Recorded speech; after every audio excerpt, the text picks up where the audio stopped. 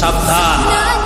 এই জন্য বলতে চাই, যারা এতদিন যাবত কুরআনুল কারীমের মাহফিলের মধ্যে বাধা দিয়েছো, সম্মানিত উপস্থিতি আপনাদেরকে বলে দিতে চাই, ইতিপূর্বে আমরা দেখেছি মাহফিল থেকে, মাহফিলের মঞ্চ থেকে শুরু করে মসজিদের মেম্বার পর্যন্ত কোনো ইমাম সাহেব হক কথা বলতে পারে নাই, কোনো ইমাম সাহেব সুদের বিরুদ্ধে কথা বলতে পারে নাই, কোনো ইমাম সাহেব ঘুষের বিরুদ্ধে কথা বলতে পারে নাই, কোনো ইমাম সাহেব দুর্নীতির বিরুদ্ধে কথা বলতে পারে নাই, কোনো ইমাম সাহেব চুরির বিরুদ্ধে কথা বলতে পারে নাই, কোনো ইমাম সাহেব ডাকাতির বিরুদ্ধে কথা বলতে পারে নাই।